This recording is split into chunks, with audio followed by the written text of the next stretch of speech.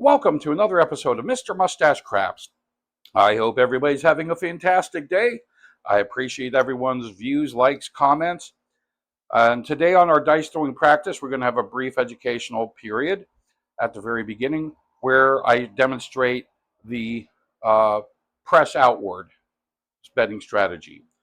So, really quick, so as not to take up all of our time. And assuming this is, we'll just say a $5 table, you would bet the 6 and 8. Now, there's two ways of doing this.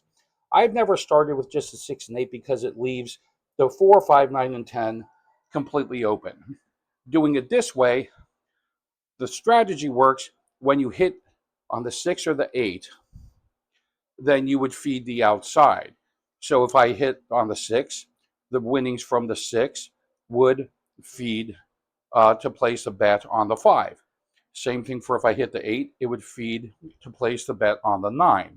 Hence the term feed the outside or push to the outside. So on this one, I'm going to put the $7 on each, being it's a $5 table. And I'm going to put the 5 and the 9 and make those bets too. So if we took the dice, throw it for the come out, it's a 5. Point would be 5.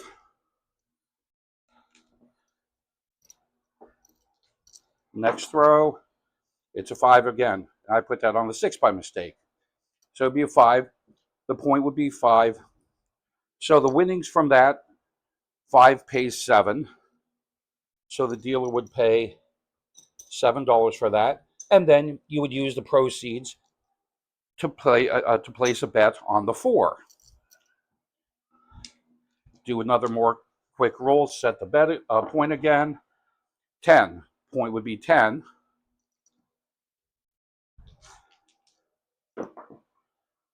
Six.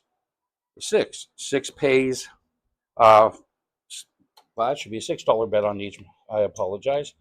So 6 would pay 7. So the dealer would pay $7 for that bet. In this case, I mean, of course, you could put the 10, but if you're the roller, you're going to have the 10 covered anyways because of the pass line. So I'm pretty conservative, so I would go ahead and I'd bank that 7, and then I would try another roll. 6, it hit again. So at this point, what would you do? Would you press the 6, being it's already filled up? That's what I would do. So out of my $7 winning, I would take 6 and press that to 12 and pocket the $1.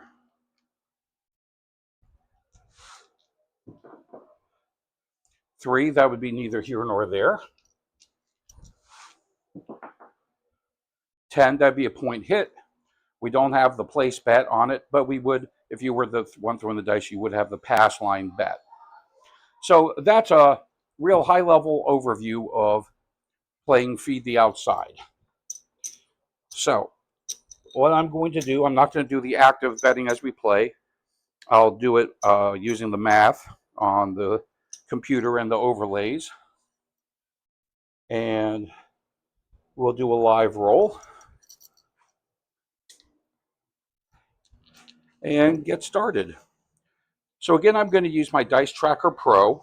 So I'm using 2 different colored dice, so I will know which color is which. Red is on the right, blue is on the left. I'm using my Hardway set that I like so much. 4 is on the top, and 1's facing the back end of the table. 4, 1, 5, the point would be 5. I'll mark the bet. And doing this without the live betting makes us go a lot quicker. I know everybody has a busy life, and I don't like to have to take up 15 minutes or 20 minutes on a video, even though I have on other ones in the past, but that's okay.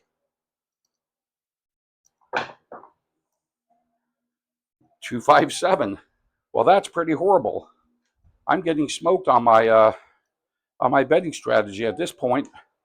I would be down $640, which is the dangers of doing my one and run betting strategy. because you bet big, you take a huge risk for the first roll, and then you pull down and play with the casino's money. That's another 7. I'm going to probably change to the cross 6 dice set because my hardways doesn't seem to be doing good. But that 7 would pay okay for the pass line. In fact, I'll go ahead and I'll just mark it, even though the point's not set. But that would still be part of our round of rolling. So I'm using a cross 6 with a 4 facing the left side of the table and 1 towards the back end of it. Hard 8. The point would be 8. Hopefully this would be a good roll. I'm just going to use my fingers there so I don't have to readjust the string every time. Point is 8. I'll mark the 8. And we'll set up for another roll.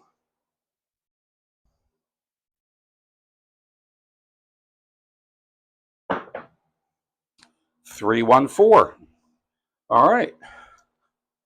So we would have survived the first roll. So it wouldn't be a complete loss for the second roll.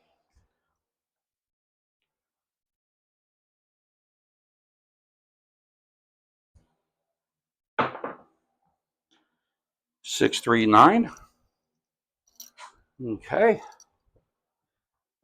Now this is going to set up an interesting situation when I do the betting, because using my strategy, I normally I will take 3 times and then I'll start pressing.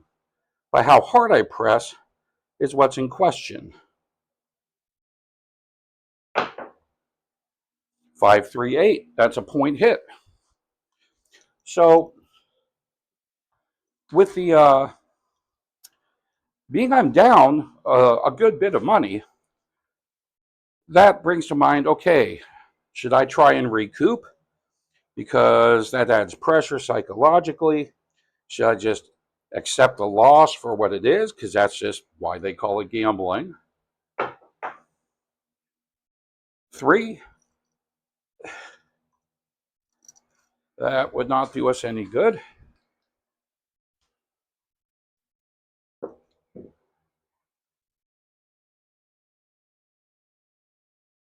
So I'm just kind of go by my gut as I decide to press the bets. 6, 2, 8. Point is 8 again. So the 8s are coming up.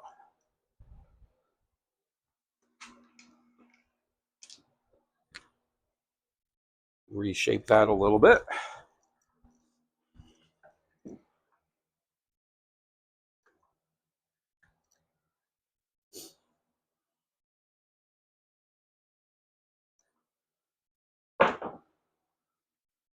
Three, 2, 5.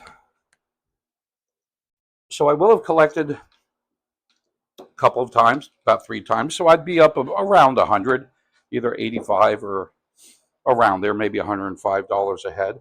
So this is where I would begin to start my press using my strategy. Now, feed the outside. You would have taken a hit, of course, on that first round of rolling. 6, 2, 8. Point 8 again. Okay. Well, what I would probably do is go ahead and I would double up the 8. I would take it from 30 to 60 using the winnings I just made.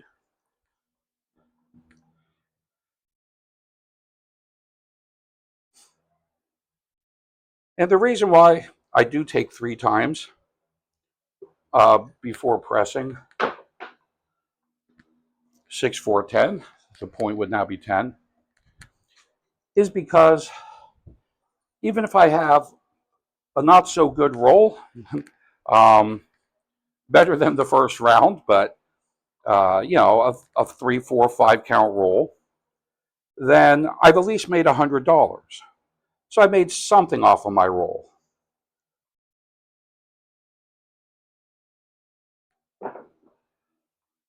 Five, 3, 8. So that would have paid off handsomely.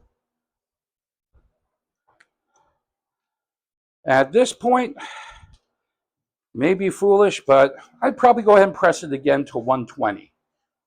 Um, basically trying to be in recover mode, which is a dangerous place to be when you're betting. But keep in mind, 538, all right, that would have paid great.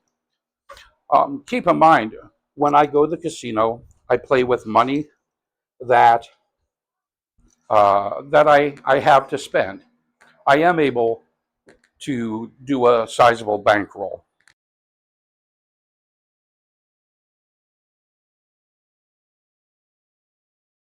It's not like there's a chance of me using rent money, so to speak, um, to gamble with.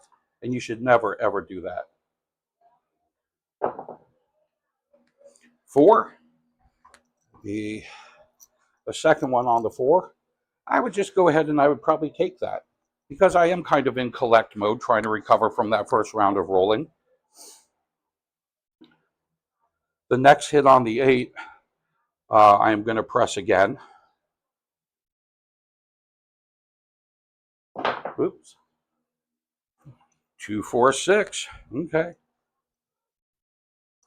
I would probably go ahead, being I do like to alternate pressing and taking, I would probably go ahead and press that. Take the 6 up to 60. Again, this will all show up in the graphical betting overlay when I edit the video. 3, neither here nor there. So why did the other dice set work so poorly for me? Most likely because I have such a unique throw, as you can see on the screen. I don't throw normally, so therefore the dice are at an odd angle, but that's how it works for me, and I practiced enough with it. Deuce, to where I'm comfortable with that, and I can have decent throws. And I do know my dice sets, and certain dice sets I do hold the dice or my hands slightly differently.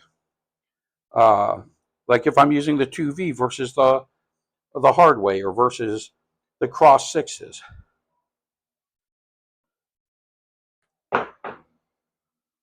7. So that would 7 us out. Well, boo for that.